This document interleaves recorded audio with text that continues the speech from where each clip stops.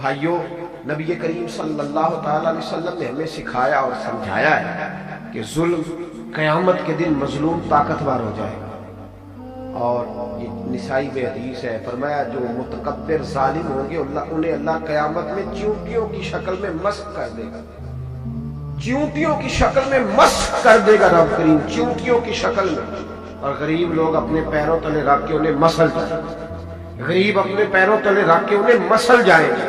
میرے بھائی یاد رکھیں، کبھی بھی کسی بھی موقع پر اگر اللہ صاحب اختیار کرے، صاحب اقتدار کرے، کہیں کو منصب دے، ظلم نہ کرے، زیادتی نہ کرے۔ شاہ کسریٰ، اس کا ایک ہی بیٹا تھا، اس نے ارادہ کیا کہ میں اس کو گھوڑ سواری بھی سکھائی ہے، اور میں نے اس کو تیر اندازی بھی سکھائی ہے، نیزہ بازی بھی سکھائی ہے، اب کبھی ہو سکے تو میں اپنے بیٹے کو نا کسی عالم کے پاس بھیجوں تاکہ ضروریات دین سے بھی آگاہ ہو جائے۔ شیخ حسن ایک بزرگ عالم تھے، اس دور میں اپنے علم کے لحاظ سے بزرگ شمار کیے جاتے تھے، تو ان سے کہا کہ حضرت آپ گھر آ کے میرے بیٹے کو پڑھا دیا کریں، تو فرمانے لگے یہ حضور کے دین کا علم ہے، اسے رسوا نہیں کر سکتا، میں تیرے گھر نہیں آؤں گا، تیرے بیٹے نے پڑھنا ہے تو میرے پاس آ کے پڑھے، اس نے اگر پڑھنا ہے تو میرے پاس ہے، جہاں غریبوں کے بچے بیٹھ کے پڑھتے ہیں وہ بھی پڑھے، آ جائے یہاں۔ کہنے لگا، بادشاہ کہنے لگا کہ حضور میں نے بھی بس آزمانے کے لیے پوچھا تھا، ورنہ میرا بھی ارادہ یہی تھا کہ گھر آ کے پڑھے۔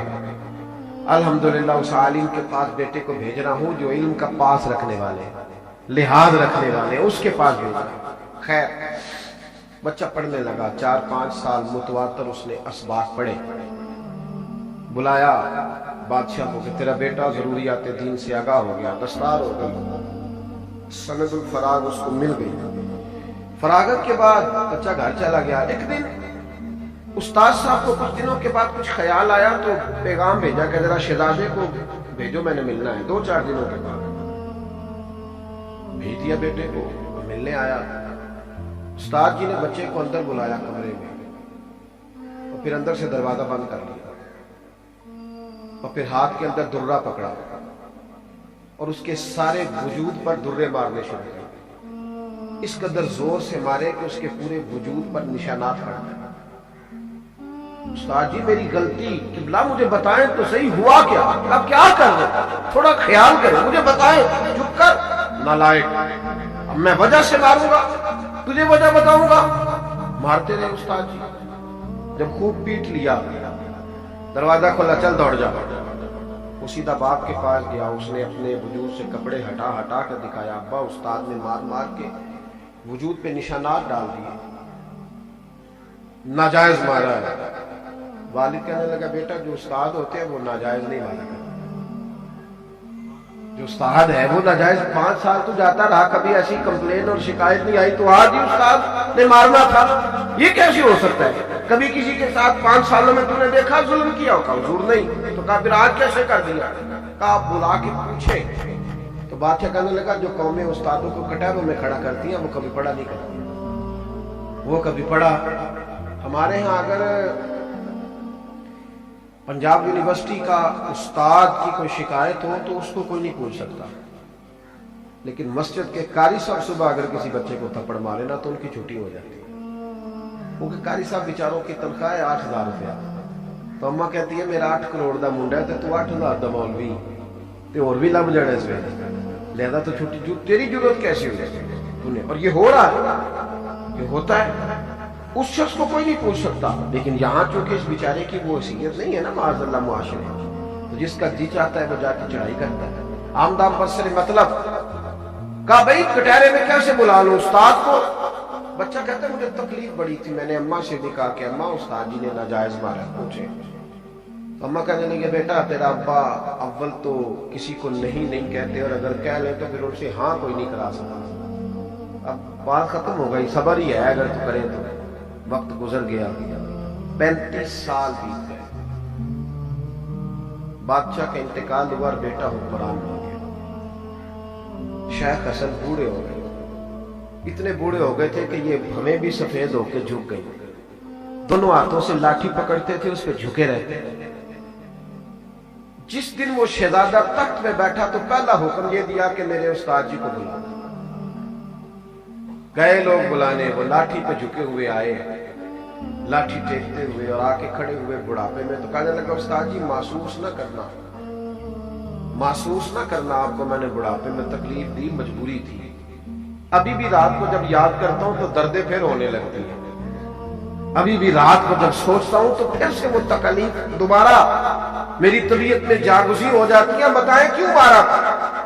उस वक्त तो मैं बेख्तियार था, कुछ कर नहीं सकता था, आज इख्तियार आया तो बताएं। तो शेख ने जो आंखें खोली, बूढ़े थे, और गौर से देखा तो आंखों में आंसू चमक आए। कहने लगे मैं तो रब से दुआएं मांगता था कि ये दिन आ जाए जो आज आया है, इसी दिन के लिए मारा था, आज के दिन के लिए। कहा उस्ताद जी क्या मतलब? कहने लगे कितनी देर हो गई मार खाए? कहा 35 साल। कहा तुझे भूला तो नहीं ना 35 साल हो गए? आज क्यों बुलाया? कहा आज मैं बाइख्तियार हुआ तो बुलाया। शेख हसन कहने लगे बेटे मुझे पता था तू हुक्मरान बनेगा, किसी के साथ जुल्म न करना, जुल्म न करना। अगर तुझे 35 सालों में नहीं ना भूला तो मजलूमों को कयामत तक नहीं भूलेगा। और फरमाया आज तू बाइख्तियार हुआ है तो तूने मुझे बुला लिया ना कटहरे में, कयामत के दिन गरीब बाइख्तियार हो जाएगा। वो फिर बड़े बड़े मुजरिमों को बुलाएंगे, बड़े बड़े पापियों को खड़ा करें, अल्लाह के हुजूर सवालों के जवाब देने पड़े। बेटा जुल्म ना करना।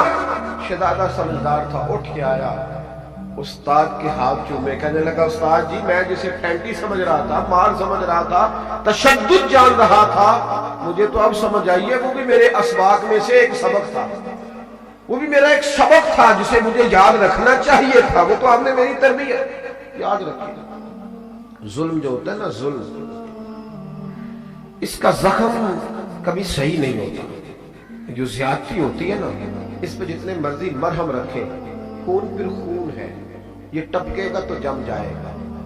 दस्ते कातिल पे जमे या कफे सहरा पे जमे, ये जम जाया करता है, इसकी फितरत है ना, ये जम जाता है। खून फिर खून है, जब टपकेगा तो जम जाएगा। दस्ते कातिल पे जमे या कफे सहरा पे जमे, ये जम जाता है, ये बोलता है जुल्म नहीं करे कभी भी ज्यादा। और अगर कहीं किसी जगह कोई जुल्म हो गया है, किसी जगह कोई ज्यादती हो गई है, तो फिर मेहरबानी करें, आज उसका बदला चुकाएं, आज माफी तलाफी करें, आज अपनी गलतियों का इजाला करें, आज अपनी तबीयत को बदलें, आज अपने माहौल के अंदर तब्दीली लाएं, आज कोशिश करें। वरना फिर कयामत के दिन का जो हिसाब है वो सख्त होगा।